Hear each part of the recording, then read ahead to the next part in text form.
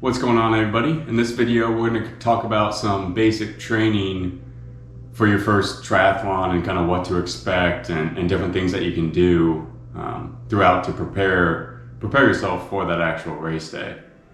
In this training, what I'm going to kind of go over today is just going to kind of be just a general overview. I'm not going to give a specific training plan, but kind of go over what to expect, what you can do, what you should be doing.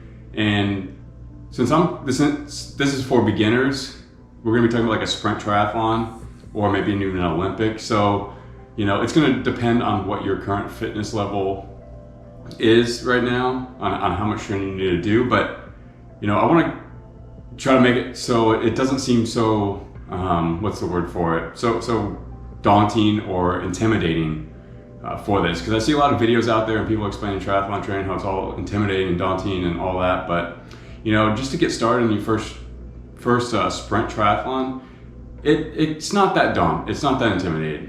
It can be, but I want to try to explain it that it's not, and you don't have to like stress over it as much as some people make it out to be. You can train as much as you want or as little as you want. You can train a few days a week. You can train 3 days a week if you want. You can train 6. It's kind of up to you and what your fitness level is and what your goals are. So keep that in mind. And what we're going to talk about, like right now, is a sprint triathlon. Is typically the distances range slightly depending on what who puts on the race, but you have usually the swim is about 0.4 miles long, so just a little under half a mile, and then the bike is usually between 12 miles and 15 miles long, and then the run is usually always a 5K, a 3.1 mile run. And a lot of people, the hardest thing for them is the swimming, because a lot of people don't have swimming background when they get into triathlon, is from what I gather. So that can be a little tricky, but with the 0.4 mile swim, it's not as difficult as you think. It is fairly short. A lot of times you'll get done with it in 10 to 12 minutes. The grouping, going out in a big group can be a little challenge. That's something that you want to prepare for. You could have 30 people going at once when you first jump in the water, but you just hang back a little bit, and I'll mention this, go over this a little bit more in a different video, but you just hang back a little bit. The swim times aren't that drastically apart. So like someone might finish in 12 minutes, somebody else might finish in 10, so it's only 2 minutes. So staying back of the pack a little bit, it's not going to hurt you that bad, and it'll help you just be much calmer in the swim, because you don't want to be have a lot of anxiety in the swim. Your heart starts racing, and then you're 25 yards out and you start getting tired. So that's how the distance of a sprint. An Olympic distance is going to be. The swim can range. I've seen it between half a mile swim to a mile swim, and the bike can be anywhere from like 20 miles to 25, 28 miles, and then the run is always a 10K, 6.2 miles usually. So that's that. But your first one, just you'll usually be doing a sprint just to get your feet wet. That's kind of what I did as well. It's the first thing, like depending on how often you want to train. If you want to train 4 days a week, you can just train a different discipline every day if you want, or you could train multiple disciplines a day. It's kind of really up to you and your fitness level. But one thing you want to try to do is just try to individually be able to cover all the distances of each 3. So let's say one day you do swimming, try to make sure you can swim 0.4 miles. Make sure you can do that. And the next day, if you're biking that day, make sure you can actually do 12 miles. You don't have to go 12 miles every day, but make sure you can do that 12 miles. And then finally for the run, just make sure you can run a 5K in 3.1 miles. If you can do all of those individually by themselves, you're going to be pretty prepared for race day, and you're not going to have all that many troubles. So you can shoot for that. There's also, you can find individual training plans online probably, but for a sprint, just don't overcomplicate it. It's not that long of a race. It can be intimidating, but it's not. So just do what feels right and do what fits your fitness level that you currently are. But just if you want a very basic training plan, just 5 days a week or 4 days a week, just do one discipline each day. Simple as that. It's not that big. That's not that complicated. What you will want to do a couple of times is things called a brick workout. So a brick workout is, doing one workout and then another workout right after that. And typically, what I always do is I'll do a bike, and then immediately following the bike, I will do a run.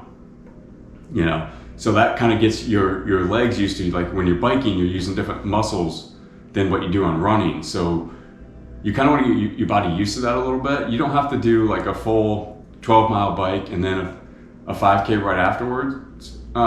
Initially, if you want, what you want to do is do your bike. You could even do like a 5-mile bike. Do a 5-mile bike and a half-a-mile run right afterwards. And what that can do is that'll just get your muscles a little bit used to of transitioning from off the bike using certain set of muscles and then to the run. And then what you can do is as you go, you can gradually improve that a little bit. But you don't even, while you're training just to do your sprint, don't even worry about having to do like a full 12 miles and then the full 3 miles right after that. If you can get halfway there, that's good. On race day, you're gonna have more adrenaline going through you. That's gonna make you last longer and just have the confidence to get through the end of the race. But the brick workouts are good. Definitely do a few of those, just to get your legs used to going transitioning from one discipline to the next. A lot of times, like I didn't, for the first few triathlons, I didn't do any brick workouts going from the swim to the bike, because one, it's a little bit, it's more difficult because where you go to swim might not be where you have your bike, and you might want to lock your bike up, but maybe you can't. So what I've felt is it's more difficult to do that. So I don't do that often. What I do is I'll do a swim, and then like maybe I get home or go somewhere else and then I'll do a bike or something. But more I do the bricks of the running or the biking to the running. So yeah, keep that in mind. All right, so the next thing we'll talk about is how to train for each discipline or kind of some things to do. So swimming usually is the most difficult for everybody. It's always the most difficult for me as well. I live 5 minutes from the Gulf, so I can just drive and go swim in the ocean. So it's not that hard for me to get it. It's still it's still a little bit of a drive, but it's not that hard. But for some people, depending on where you are, you might not have a lake or you might not have anything else, but you can do, if you have open water swimming close to you, definitely do that. But if you just have, a pool lane or a pool lanes where you can do laps, that is more than okay. I swap between open water and, the pool depending on, season, because if it's cold, I hate cold water, so I don't go in the ocean, so I'll go to the pool and swim there. But yeah, so doing all your training in the pool is gonna be fine. My first triathlon, my first couple, I did them all in the pool because I was still nervous about going in open water swimming. It was difficult, if you're trying to learn how to swim still, if you when I first started triathlon, I didn't know how to swim. I knew how to swim, I knew how to doggy paddle and all that, but my form and actually just going freestyle and how to breathe, I did not know. I literally I didn't watch any videos. I just thought I could do it. I didn't realize how hard it was until I actually went to do it. I went to the pool by my house. I went and swam, and as I'm swimming, I realized I didn't know how to breathe when I was swimming. So I probably looked so funny. I probably looked I looked like I didn't know what I was doing, which was the case. So then I tried to do the Baywatch type swim when you're just swimming with your head out of your water the whole time, which that just got extremely tiring. So I could do one lap and then I was dead. So I was trying to breathe, and I had no clue how to do it. So what I did, I figured I did that. So I was in the pool for a while, and I was okay, I need to learn how to do this. So I went home, I watched YouTube videos on how to learn how to swim. So keep that in mind when you go to the pool. I was so overconfident when I went to the pool. I was oh, I know how to, it's swimming. I was I can swim. But it was not the case for me. So I don't know if that'll be the case for you, but learn how to breathe. That's going to be your biggest thing when you first start off in the pool. Just learn how to breathe when you do it, because it's a lot more complicated than you would actually think. But once you'll get it pretty quick, and then it's not that. Then it's second nature once you get it. But it doesn't take that long to learn. But definitely keep that in mind when you do that. Second thing with the pool is your race isn't going to be in a pool. So there's another aspect to swimming that you might not be aware of, is when you're doing an open water swim. And an open water swim is, a swim that's, in a lake or an ocean, anything that's outside the pool or a stream or anything like that. What you have to do is you have to be able to see where you're going. When you're swimming in a pool, you have the black line that you can just watch the entire time. So you never have to look forward to kind of see where you're going. But when you're open water swim, you don't have that benefit of that black line. You have to literally pick up your head while you're swimming and see in the distance to where you are actually where you're going. So you can definitely you can zigzag a lot depending on how you're swimming, but it's difficult. It's not an easy thing to do with the sighting in open water swimming. So keep that in mind. So go Google some videos. There's some good videos about that on how to do it, but don't put a lot of stress on it right now, because it's only a 0.4 mile swim. So if you can swim for 7 seconds, 10 seconds, and then take a second and then look up, get your distance, go. That's okay for your first one. Not a big deal. You'll get tired, but for your first triathlon, it's not a big deal. So don't put a lot of stress on the sighting, but definitely know it's out there. And if you have the ability to practice open water swimming, well, you can practice open water or the sighting in the pool if you have that too. I did that a lot. So you can do that, but don't put a lot of weight on it. It's definitely something you want, but my first one, I swam a little bit, and then I would basically look up, and then my body would sink down, and then I'd start swimming again, look up, back down. So it wasn't an efficient way to swim, but if you're not a swimmer by nature, don't worry about it too much. Just you're just going out there to get that first triathlon done, and say you did it, so you can say you did a triathlon, and then you can just work on that as you go. You're going to learn something every race you do. You're going to learn stuff, and you're just going to continue to improve. I continue to improve. My swimming is not that great. I don't swim as often as I should, but I get better every time I go out. The other thing with the swimming, this isn't really a training thing, but when you go, most of the time it's going to be a crowded start. So they'll blow the whistle to go, or shoot the gun. And then 30 people will go at once. They'll stagger it in age groups, but so you'll have that. Keep that in mind, but just stay back a little bit. Don't go in the front pack, because you just get anxiety and all that. So just stay back, let it cool out a little bit, or go to the side a little bit. It might make your swim go to the side, which is nice. I've done that a few times. It'll make your swim slightly longer, not much at all, but you'll have less people around you. And then if you don't know how to sight, that can be even worse. So just don't put a lot of stress on it, but know that there's gonna be the crowd, and just go to one side where it's less crowded, or stay back a little bit. If you're out there treading water, more than okay. All you're doing is trying to get that swim complete. So keep that in mind. So I talked about a little bit. That's basically the swimming aspect. I talked a little bit longer about that than I will biking and running, just because that seems to be more difficult than the biking and running, and it's a lot more intimidating than everything else. But for biking, you can just, again, like I specified in the last video, any bike will work fine. You can bike in a stationary bike at the gym. That's more than okay. I did that. My first time, I went and I did 7 miles on the sit-down bike, and I was like, sweet. So I did that. So feel free to do that. Every gym has it, or you can, if you've got trails by you, go to the trails. You can also go on the road. You just make sure if you're doing the road, make sure you have the proper reflectors if you're in the evening or night, and just be aware of cars, because that can be dangerous.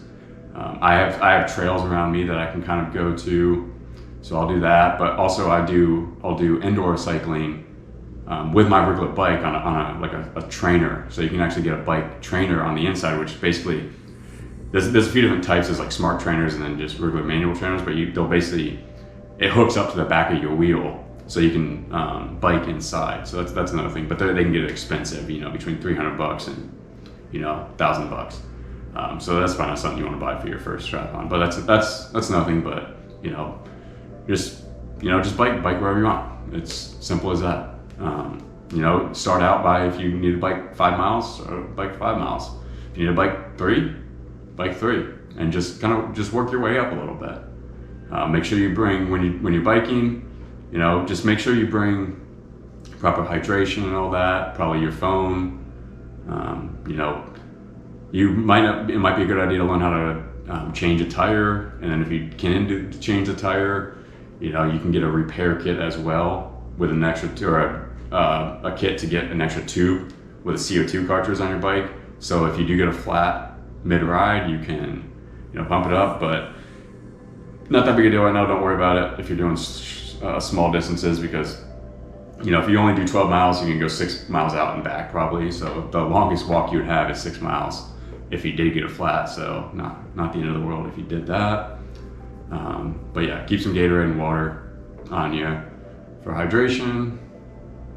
And yeah, so now running. Running's really basic. I tend to see a lot of people have more experience running than they do with biking and swimming with a lot of this.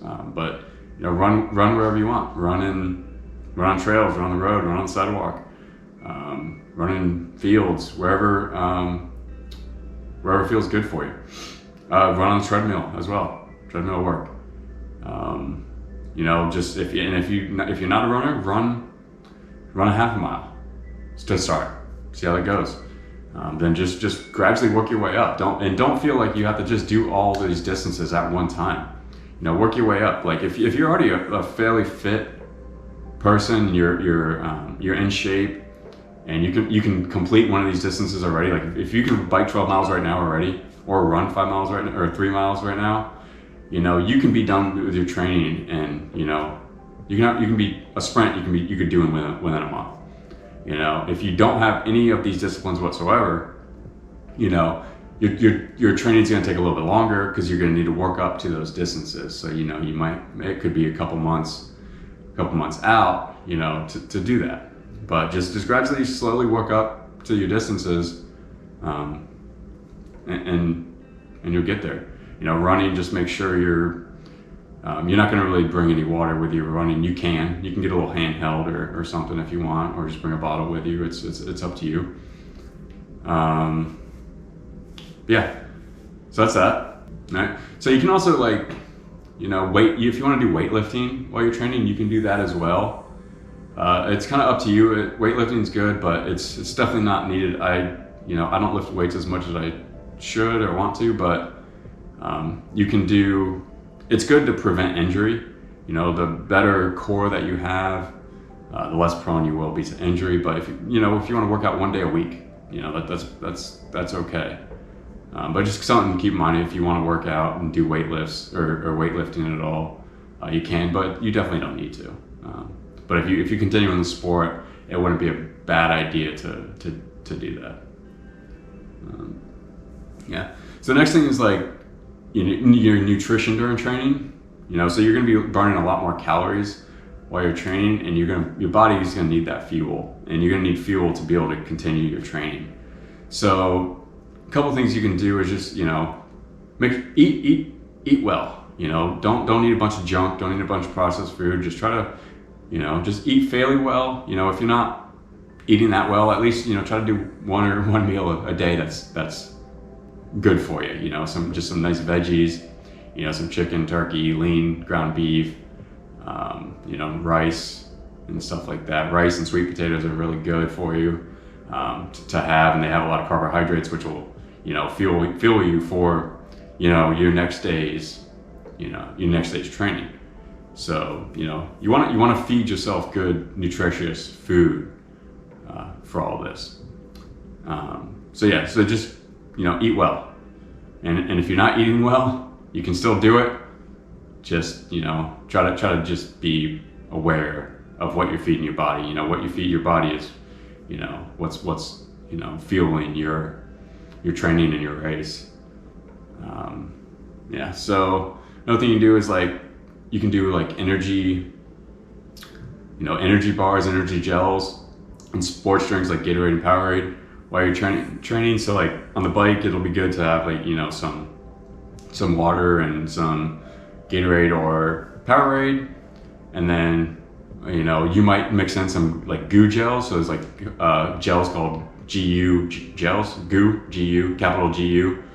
I'll put a link in the bio for that, or in the description, so you have that. But, you know, you can take those, which will give you a little bit extra energy. What those have is some amino acids, carbohydrates, salt, and sodium, and all that. So, you know, depending on your length of training, if you're going to do a brick, maybe try to, you could part way through the bike, you could drink or eat or drink a gel, drink a goo, so then you're a little bit more fueled for the run.